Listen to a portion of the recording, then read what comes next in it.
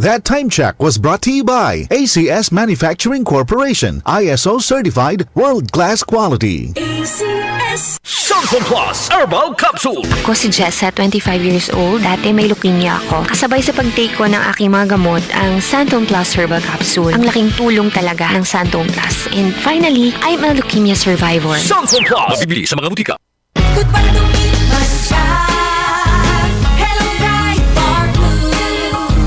Isang labanan yan. Bright Bar Blue. Pride Bar Blue with powerful stain-away enzymes. Malupit magtanggal ng dubit mancha pero di masakit sa kamay. Goodbye to me, Masya.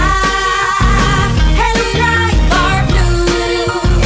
Isang labanan yan. As tested ang cotton and polycotton. Sa mancha, malupit. Sa kamay mo, mabait. Pride Bar Blue. Manufactured by ACS Manufacturing Corporation. ISO certified world-class quality. ACS.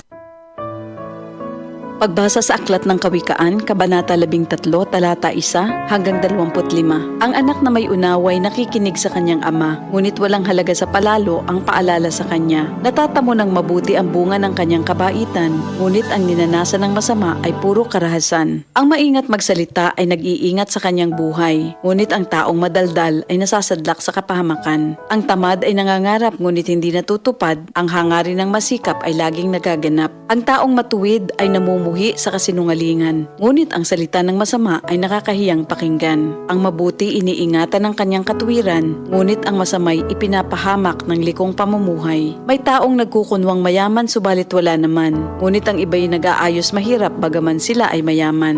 Ang yaman ng isang tao ay pantubo sa kanyang buhay, ngunit sa isang mahirap, ito ay hindi nakababahala. Ang matuwid ay tulad ng maningning na ilaw, ngunit ang masama ay lamparang namamatay. Ang kapalaluan ay nagbubunga ng kaguluhan, ngunit ang pakikinig sa payo ay nagbabadya ng karunungan. Ang kayamanang tinamo sa daya ay madaling nawawala, ngunit ang kayamanang pinaghirapan ay pinagpapala. Ang matagal na paghihintay ay nagpapahina ng kalooban, ngunit ang pangarap na natupad ay may dulot na kasiyahan. Ang nagwawalang bahala sa payo ay hahantong sa sariling kapahamakan, ngunit ang nagpapahalaga sa utos ay gagantimpalaan. Ang mga turo ng matalino ay bukal ng buhay. Ito ay maglalayo sa bitag ng kamatayan. Ang katalinuhan ay umaani ng paggalang, ngunit ang kataksilan ay naghahatid sa kapahamakan.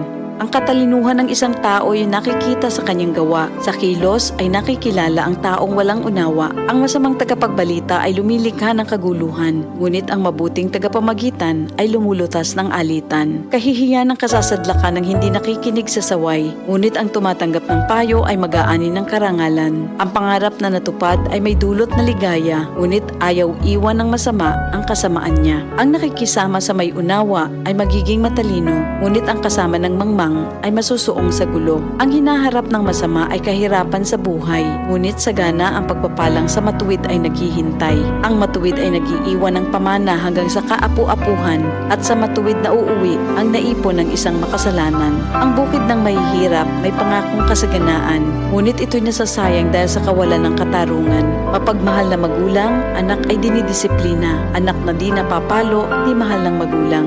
Ang matuwid ay sagana sa lahat ng kailangan, ngunit ang masama ay palagi namang nagkukulang. Ito ang salita ng Diyos.